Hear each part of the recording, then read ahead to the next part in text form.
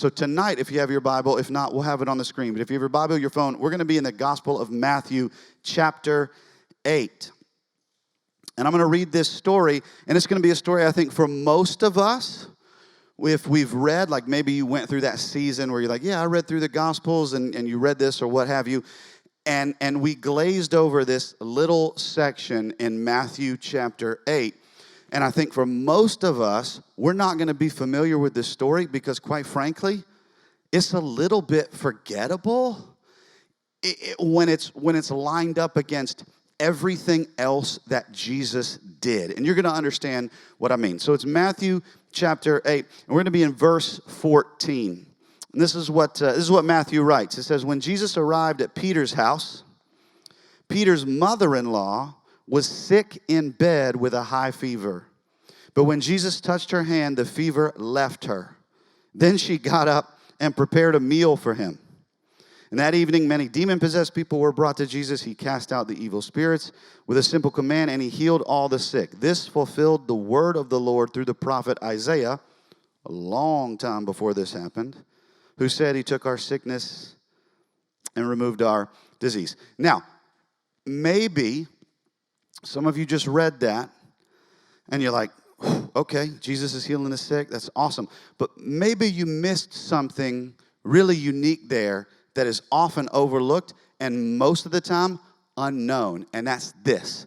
Peter, we know Peter, right? Real popular disciple, cut the guy's ear off, really zealous, super excited, got all tripped out when Jesus was, taken before Pilate and all this, and they were like, Jesus? Nope, don't know that guy. You sure? Because you look like the guy who followed Jesus? Nope, don't know what you're talking about. No, I'm pretty sure it was you.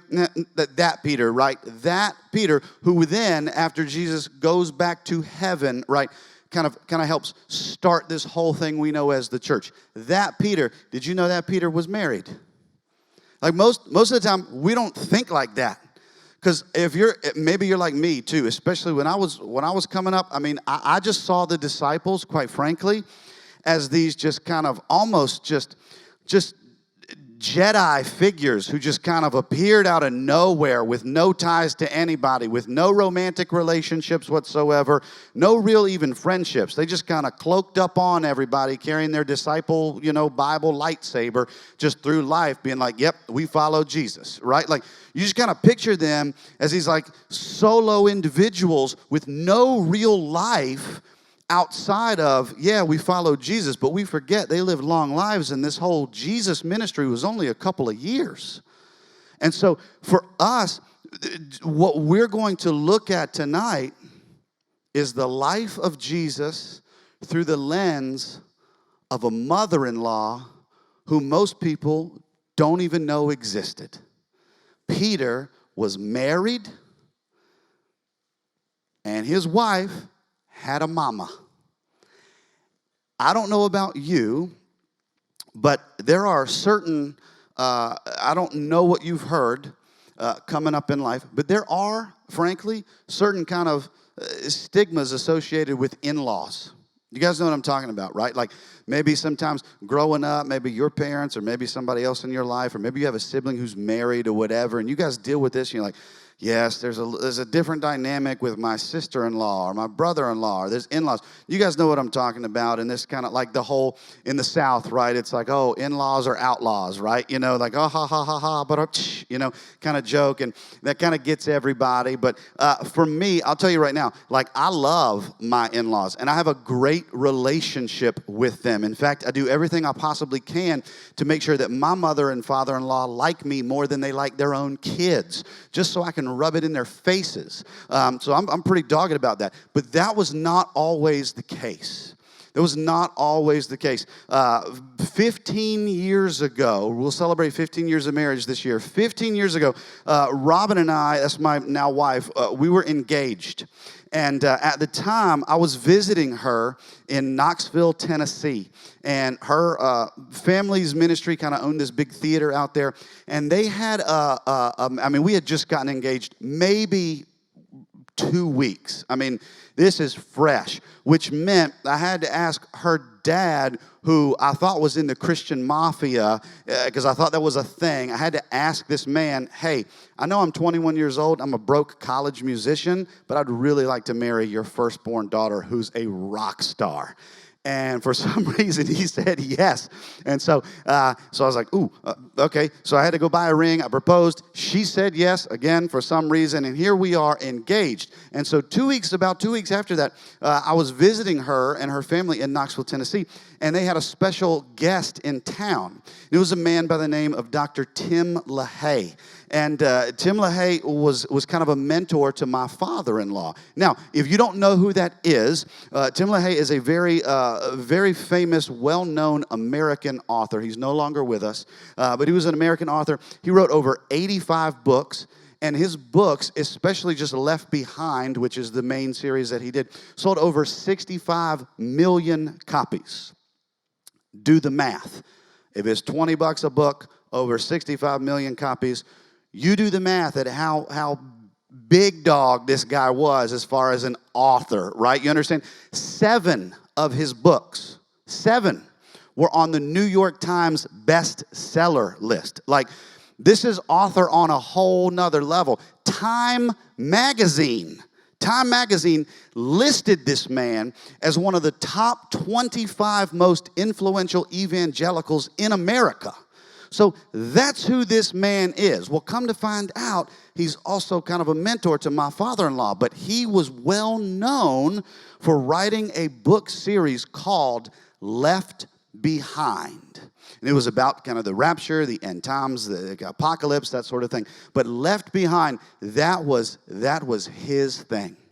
And so Robin and I had just gotten engaged, and her family still doesn't really know me very well. Again, I'm this 21-year-old young man who's kind of figuring out if I want to finish college or not. I literally, to my name, owned a 20-inch TV that half of it didn't even work, a futon, and 2 guitars. That's all I owned.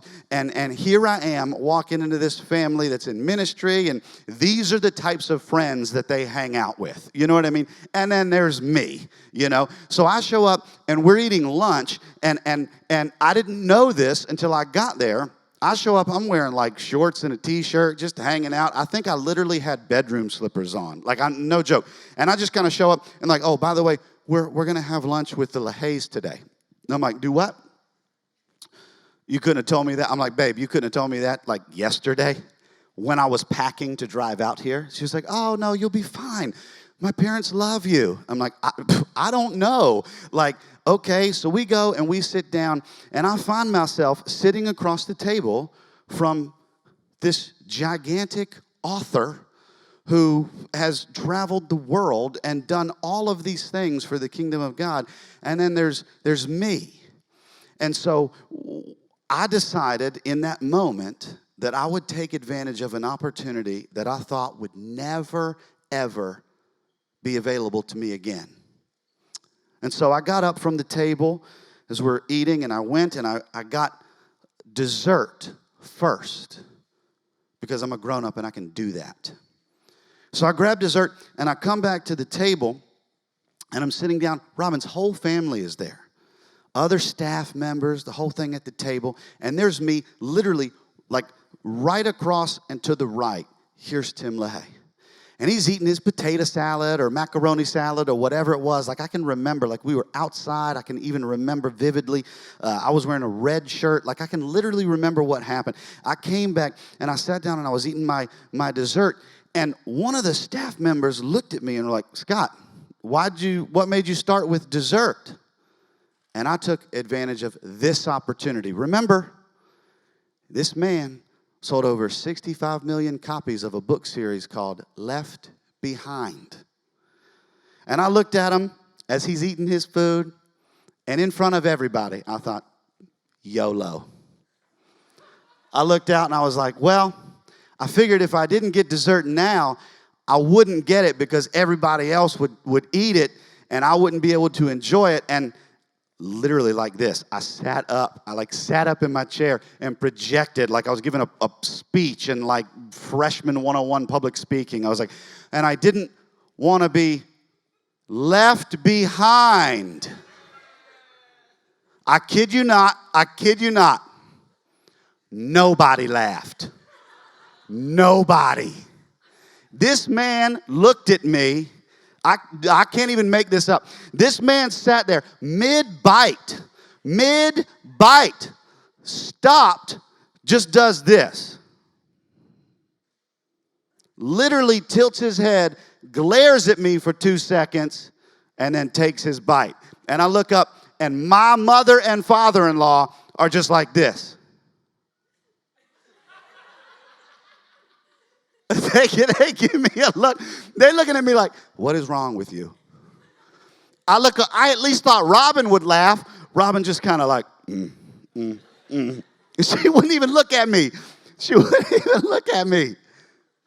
And from that moment, her parents knew your future husband is a moron.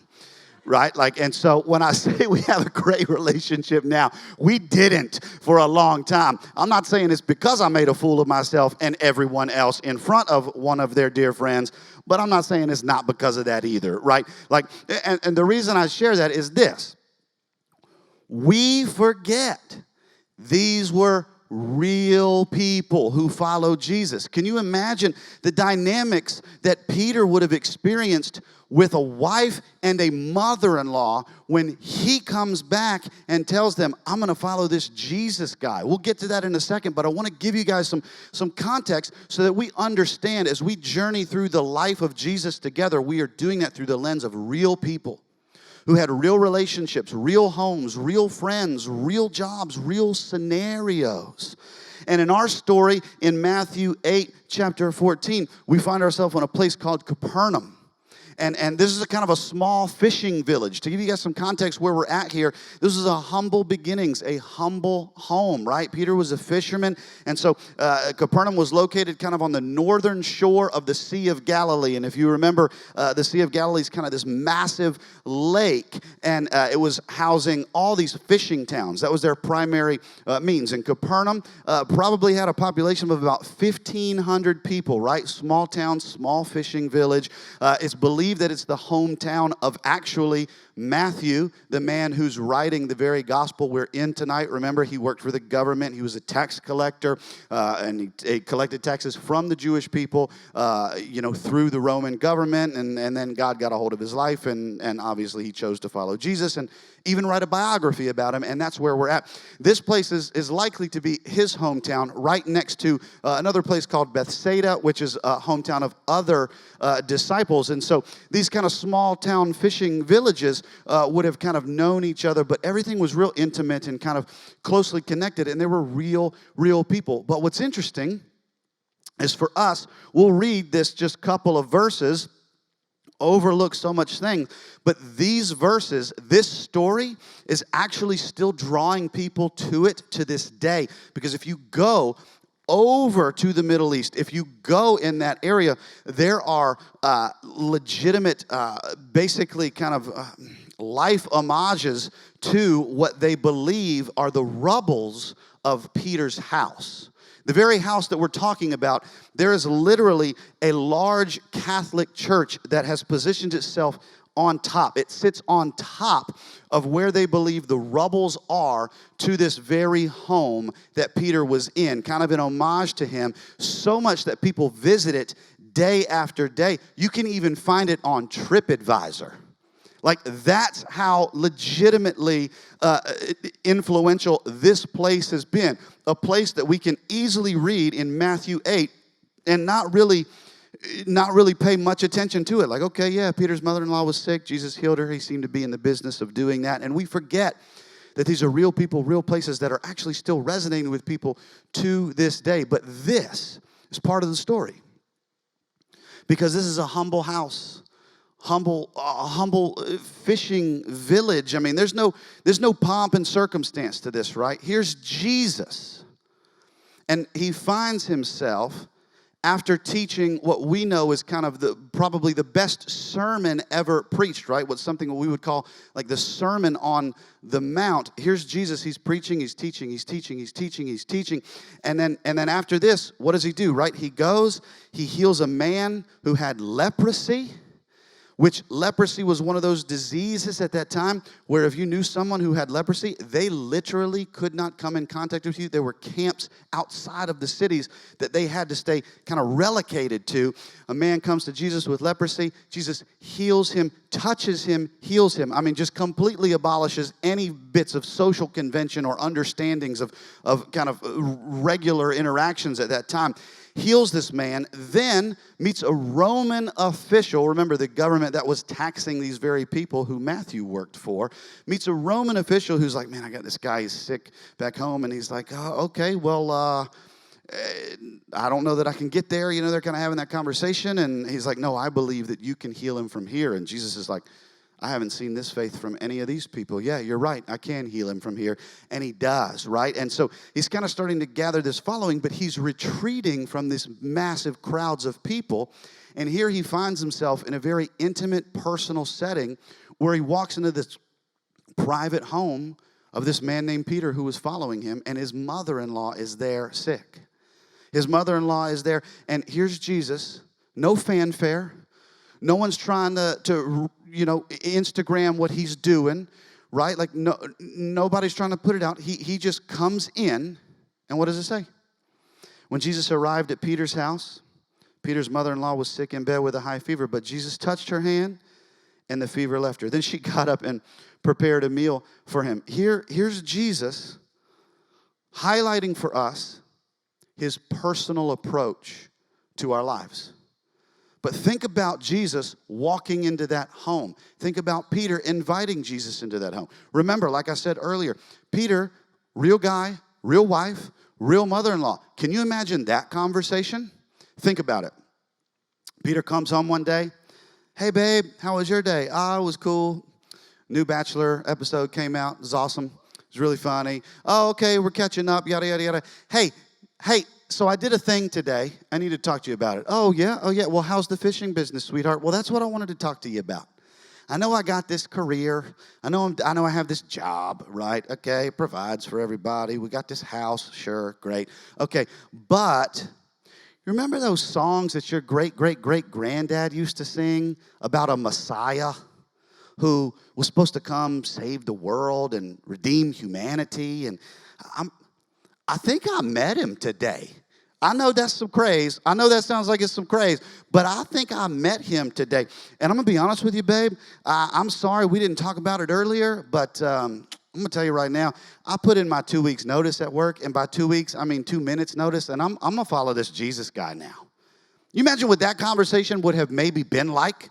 I mean, he's just coming home. Hey, I'm going to follow Jesus, right? And I'm not saying that he abandoned fishing, but he literally gave up things to follow Jesus. And we don't know, right? We're not there. And of course, the history doesn't give us the interpersonal communications between Peter and his wife and his mother-in-law. But what's the first thing a wife would do in a situation when a husband comes and he's like, hey, I made this big decision without you today? The first thing the wife is going to do is call her mother. Duh. She's going to find mom. You would not believe what this bonehead did. I mean, think about it. Like, seriously, think about that. And, of course, mom's like, well, you need to support your husband, right? I mean, you don't know. We forget. And, obviously, I'm embellishing some of that for our purposes today, but it's allowing us to connect on a real level. This is a real person. This is a very, very real person who had a real encounter with Jesus. Here's Peter's mother-in-law who's sick, and they walk in the door, and there's this Jesus. He's not saying, everybody gather around. Notice that's not what happened. It doesn't say, oh, yeah, Jesus arrived at Peter's house, and Peter's mother-in-law was sick in bed with a high fever. And then Jesus said, somebody send an e-blast to everybody on our email list and make sure they can show up. Somebody shoot something on our Instagram story, making sure there's a pop-up meeting here. We need to get as many people here as possible. Somebody put your phone on and video this. None of that. None of that. It's, what does it say? Then Jesus touched her hand and the fever left her. Jesus meets this woman right where she is, in the middle of her mess, in the middle of her stress, in the middle of her situation, in her home, that she was that she was a part of, right? Because she would have been visiting them and kind of maybe even staying with them if she was sick. He just comes right in to where she is and meets her right there. It's this incredible picture for us because so many times we look at the story of Jesus and we see what he does, right? He's teaching and there's thousands and thousands of people and they're hungry, and what does he do, right? He feeds them.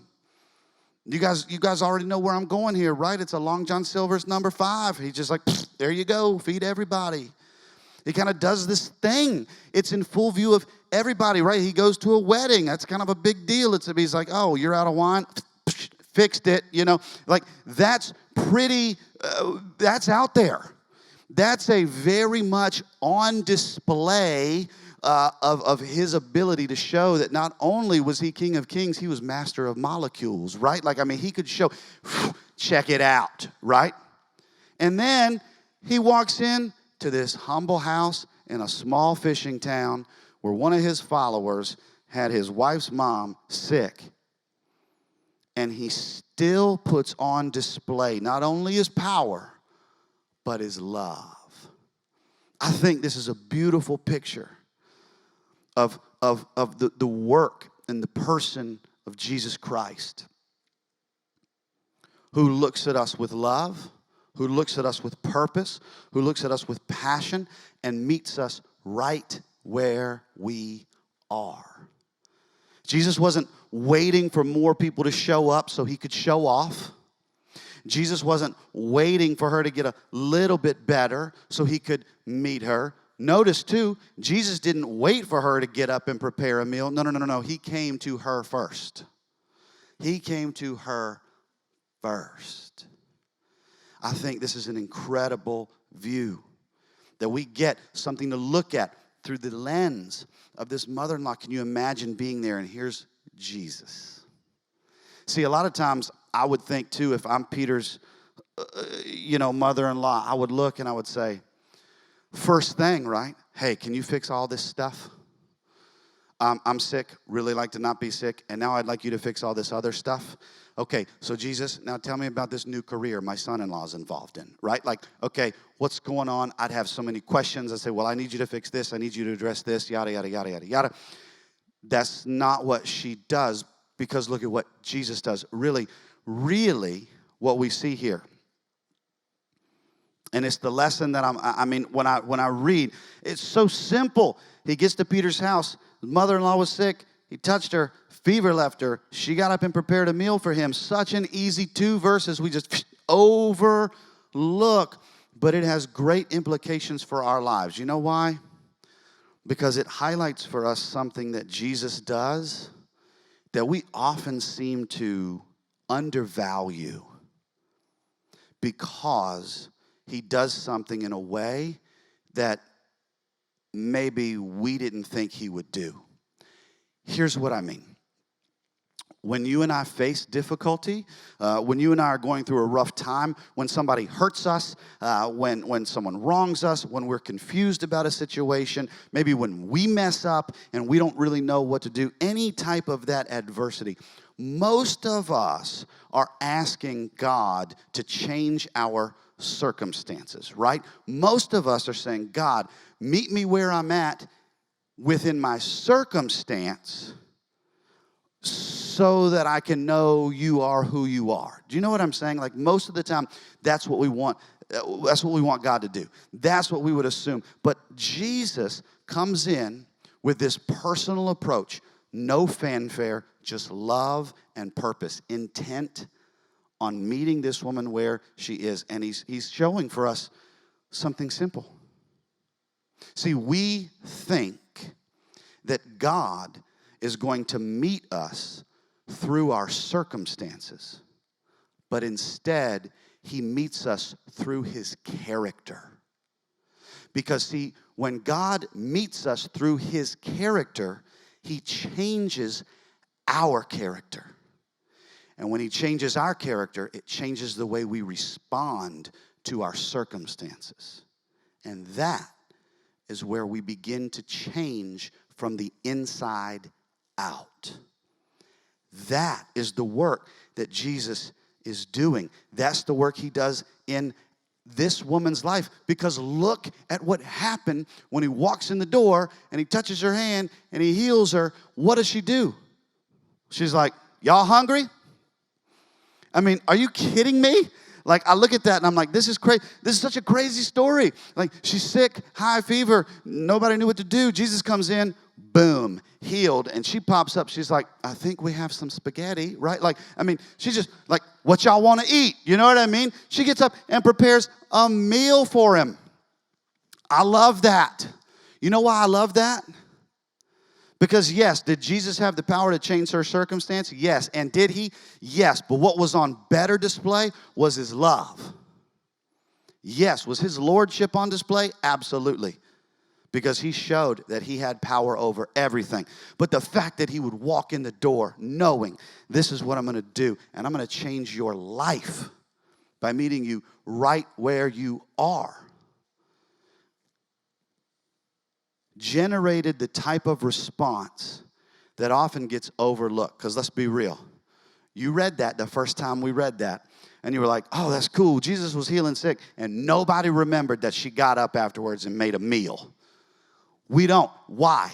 You know why? Because we're just more looking at the circumstantial stuff. We're not looking at her response, but her response can tell us a lot about this thing we call the Christ life. Think about it.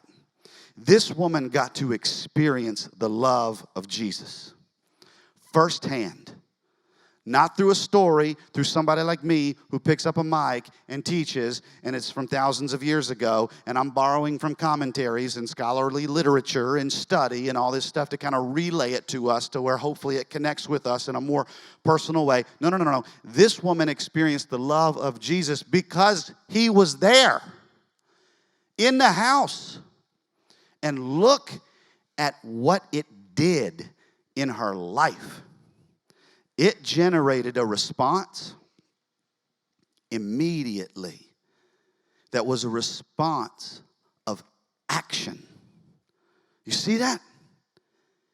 She didn't just say, think about it. Like Matthew could have said, and then she sat there and marveled at how awesome Jesus was. Now, is there anything wrong with that? Absolutely not. But you've heard the phrase, actions speak louder than words. This woman's response to the love and power and glory and purpose and grace of Jesus Christ changed her life literally because she immediately put feet to our faith. Because here's what happens. When we take in the love of Jesus, when we learn it, when we look for it, when we listen to it, when we experience it, when we learn it better, when we grow in it, it moves us to a response. The love of Jesus that we focus on moves us to a response. And it's a response with our lives that actually starts to become this lifestyle that we call the Christian life, which means it becomes a life receiving the love of God, thus rooted in the love of God and moving in its direction. So then our lives become rooted and they put on display the very character of God, rooted in generosity and love and gratitude and service. See, that's her response. See, it was his personal approach with his love that led her to a personal response with her life. And that, for us, is a lesson so often overlooked when we look at the story of Jesus because we forget these were real people who knew a real Jesus who interacted with him and he changed their lives. For some of us, we are face to face with this wherever we are right now. Maybe we're going through A, B, C, or D. Maybe we have questions about A, B, C, or D, whatever that might be. And for us, it's very easy for us to kind of lose sight of God's character because we're so concerned about our circumstances. And could it be that in the interest of your soul, that in the interest of God knowing better, that he's meeting you where you are with his character so he can change your character, So that even when maybe he doesn't change your circumstance, he's changed your character so that you know how to approach your circumstance differently. And if you've experienced that love, which you all have, whether you know it or not, when we experience that love, we start to learn it and focus on it. We sing about it a lot in churches, and we sing about the love of Jesus, and we talk about the love of Jesus, but do you really think about the love of Jesus? Do you really look for the love of Jesus in your life? Do you learn it? Do you spend time focusing on it? Meaning, I have breath in my lungs that is a gift from Jesus Christ, right? I have truth for this life. I don't feel like I'm just spinning in circles with an aimless compass in life. I have purpose. I have passion. I have intent. I have a reason for being here. Man, I'm never alone, no matter how alone I may feel or hurt I may feel. But the one who hung the very moon and the stars loves me and has never left me and made me to be loved and to know him and know his love. Do we focus on the love of Jesus, who never, ever, ever abandons us? And when we do,